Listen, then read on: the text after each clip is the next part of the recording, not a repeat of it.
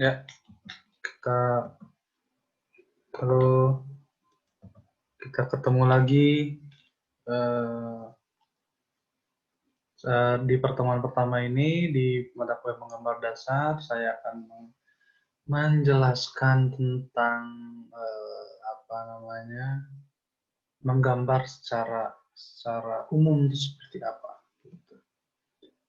Tadi menggambar adalah kegiatan meniru barang, orang, binatang, dan lain sebagainya yang dibuat dengan coretan pensil atau alat lainnya pada sebuah media. Akan tetapi, hasil dari kegiatan seni yang satu ini tidak hanya soal tiru meniru suatu objek. Itu pengertian menurut umum ya, misalnya ini saya melihat dari ya pandangan umum seperti ini. Dan untuk teori nanti teori-teorinya saya lampirkan saja ya, maksudnya saya kasih di luar perkuliahan mungkin. Hal ini kemudian di sini menggambar tuh ketika kita melihat dari sudut pandang kita gitu, dari sudut pandang dari perkembangan kita sendiri mengenal gambar atau menggambar ini tuh sebetulnya sudah dilakukan sejak kita masih kecil sebetulnya itu menggambar tuh. Karena ketika kita berbicara tentang tulisan, menulis misalnya, itu pada awalnya tulisan itu adalah sebuah gambar, sebuah bentuk, karena apa namanya huruf A, B itu sebenarnya tidak berbentuk sebelumnya tuh. Dan kemudian itu ada kesepakatan buat diberikan bentuk huruf A seperti ini, huruf B seperti ini. Kemudian itu disepakati itu sebagai bentuk huruf gitu. Karena apa namanya kita dapat melihat itu sebagai itu awal mula perkembangan apa namanya gambar. Dan sebelumnya juga di masa di zaman prasejarah juga si orang-orang prasejarah ini sudah mulai menggambar gitu, menggambar di dinding gua dan lain sebagainya. Gitu. Dan menggambar itu sangat dekat ya dengan kita sebetulnya, karena dari ya terlepas dari menulis itu adalah sebuah gambar, ketika kita misalnya apa namanya sedang belajar di sekolah dasar atau di TK sekalipun atau misalnya di rumah gitu, kita suka menggambar gitu di buku gitu atau misalnya di dinding rumah atau misalnya dimanapun itu gitu memberikan coretan-coretan, dan itu sebenarnya disebut gambar gitu. Kemudian kita dari situ kita akan membahas unsur-unsur visualnya yang mungkin sebelumnya di perkuliahan teori warna saya sudah menjelaskan juga unsur-unsur visual seperti apa. Di sini ada titik, garis, bidang, ruang. Kenapa saya tidak memasukkan ruang di teori warna? Karena si ruang ini tuh saya menggabungkannya dengan bidang. Apabila sekarang berbicara di menggambar itu si ruangnya itu sangat penting gitu untuk dimasukkan gitu. Nah, dan ada warna, ada gelap terang di unsur-unsur visual itu. Di mana salah satunya adalah titik yang paling dasar jika dikembangkan menjadi garis dan bidang. Yang itu tadi yang saya jelaskan di teori warna, di teori warna, bahwa titik ini tuh dapat menjadi sebuah bentuk apapun. Gitu. Mau itu garis dari kumpulan titik, gitu, menjadi garis, kemudian titik dari bidang, dan lain sebagainya. Dan kemudian garis merupakan barisan titik yang memanjang, mewujudkan garis bagi dua, garis nyata dan garis semu. Garis nyata dan garis semu itu ketika kita melihat garis apa namanya berbicara garis nyata itu ada garis yang kita bentuk, yang ada ya garis yang kita goreskan. Nah, tapi ketika kita berbicara tentang garis semu itu ada di kepala kita gitu. Si garis ini tuh sudah nempel di kepala kita. Jadi misalnya ketika kita menulis atau ketika kita menggambar suatu bentuk gitu, kita sudah ada patokan nih garisnya seperti apa, maksudnya garis acuannya seperti apa gitu. Dan kemudian bidang terbentuk karena hubungan beberapa garis. Menurut dimensinya bidang dibagi dua, yaitu 2 dimensi dan 3 dimensi, dan kemudian di situ juga bidang ada yang geometris dan non geometris. Di situ di geometris itu sendiri bidang-bidangnya itu sangat beraturan seperti kotak, segitiga, bulat, dan lain sebagainya. Dan kemudian di non geometris di situ ada bentuk-bentuk lonjong, ada bentuk-bentuk apa namanya gelombang dan lain sebagainya gitu. Kemudian ruang yang diisi dan ditempati oleh wujud bentuk disebut ruang positif. Yang mengelilingi wujud bentuk disebut ruang negatif. Nah, maksudnya ditempati wujud bentuk itu, misalnya kita membayangkan sebuah kotak. Ya, di dalam kotaknya itu adalah ruang positifnya. Sementara yang di luar kotak ini itu adalah si ruang negatifnya. Gitu. Dan kemudian ada juga warna di sini tuh warna sangat signifikan, maksudnya sangat salah satu yang ketika kita berbicara tentang misalnya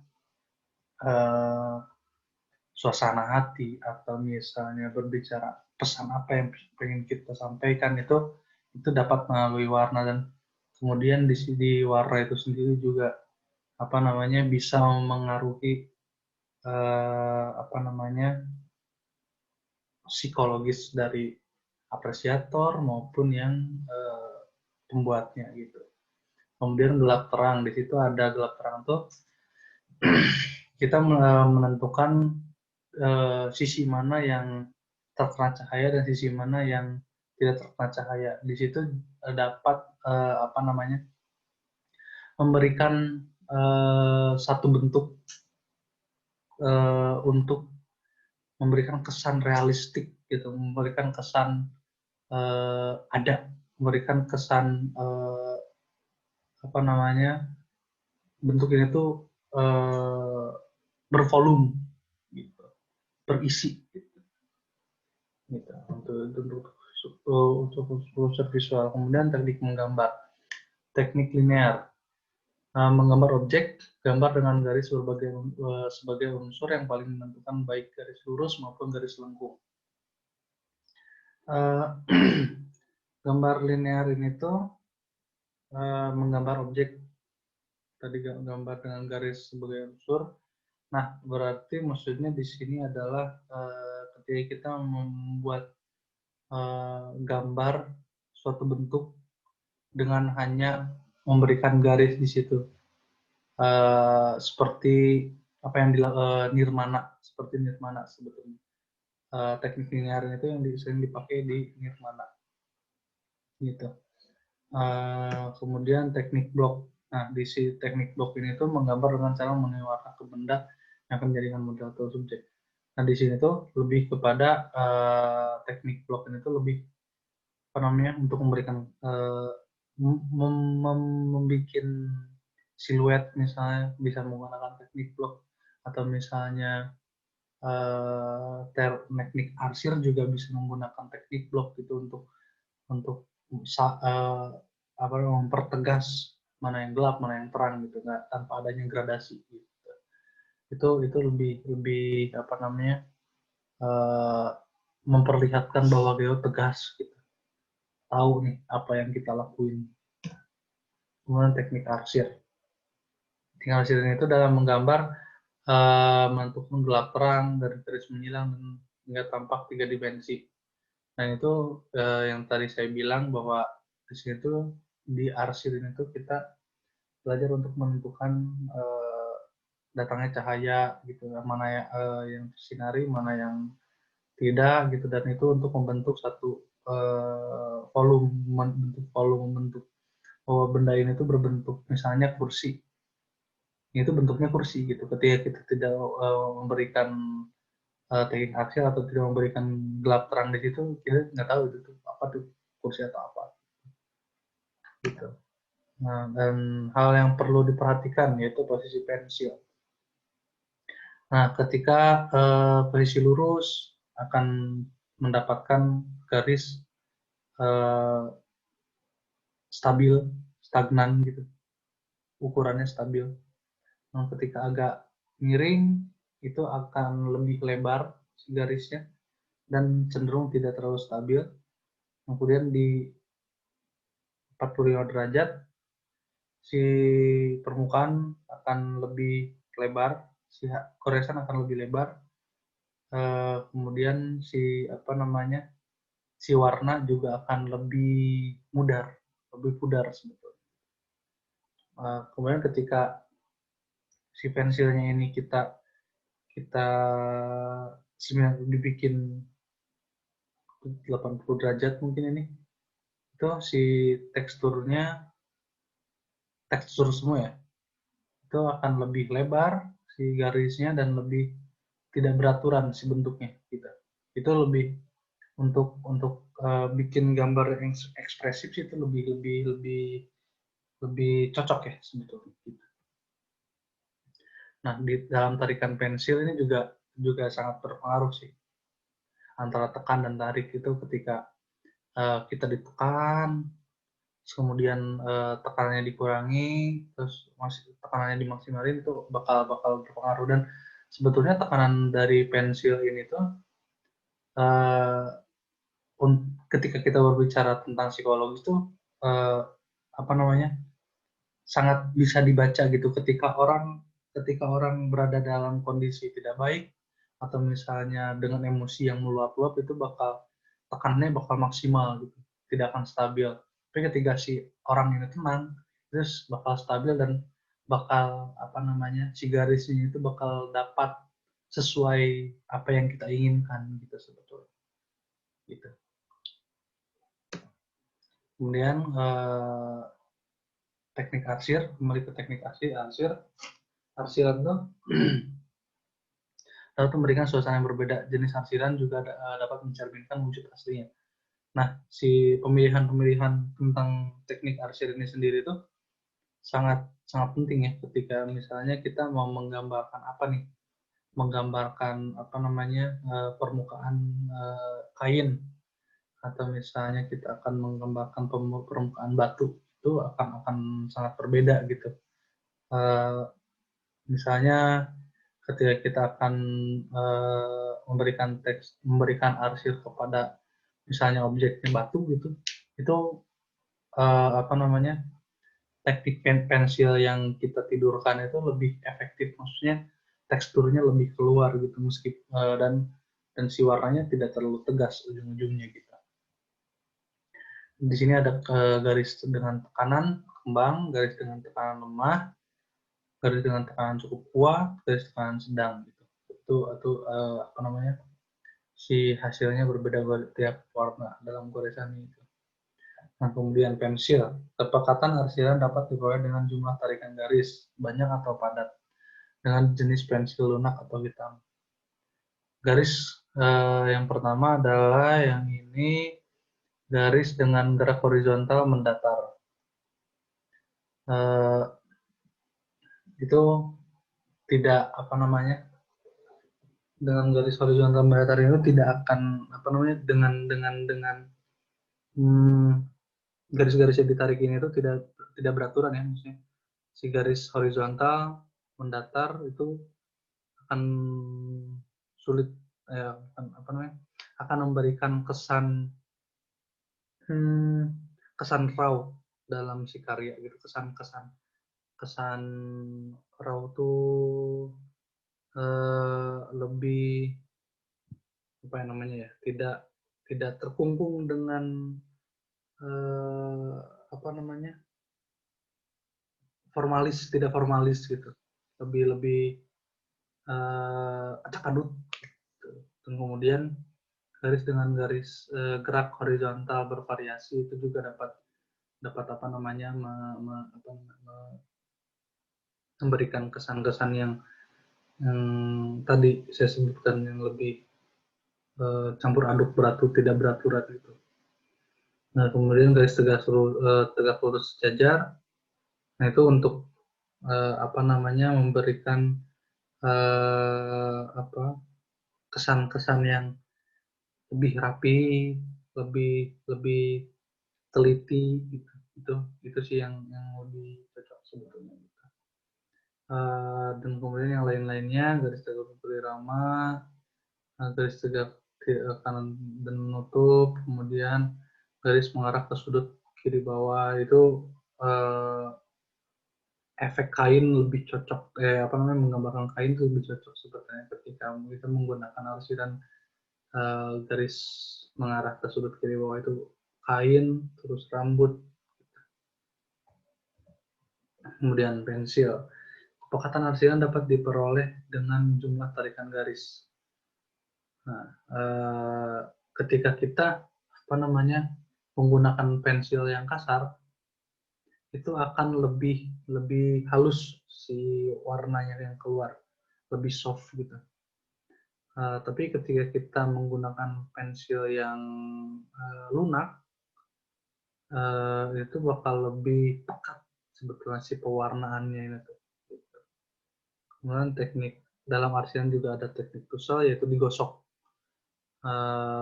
Dengan kita menggoreskan dulu apa namanya, arsiran dengan pensil, tapi pensil-pensil yang halus ya, pensil yang seperti 8B misalnya atau 5B gitu.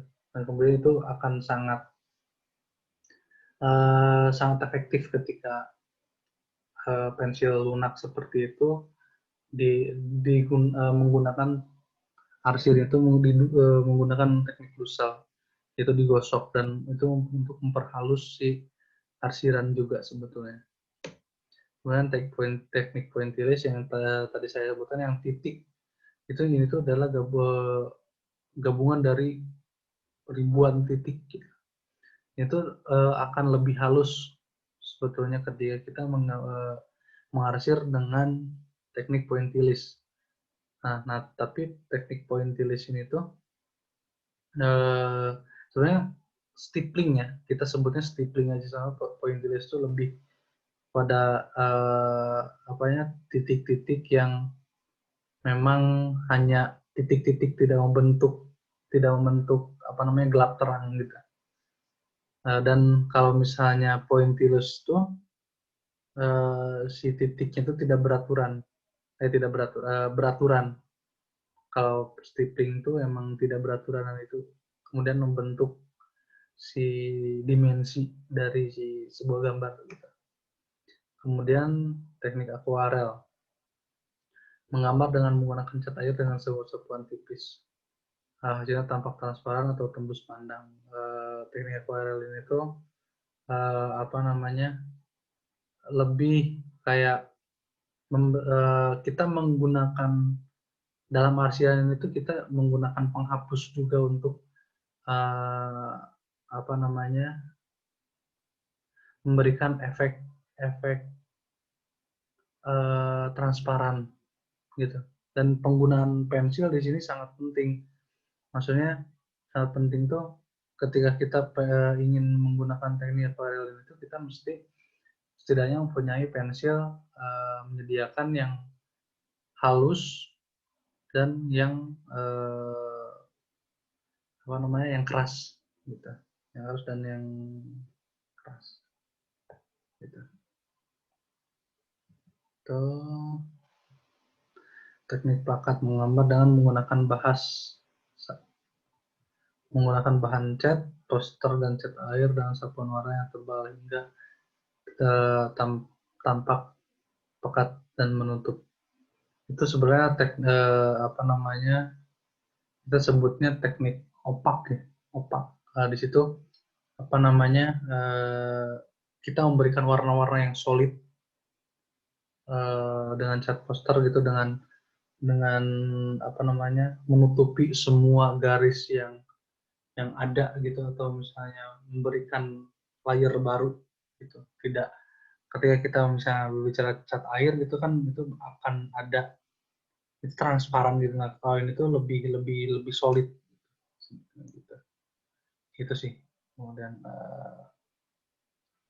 terima kasih banyak.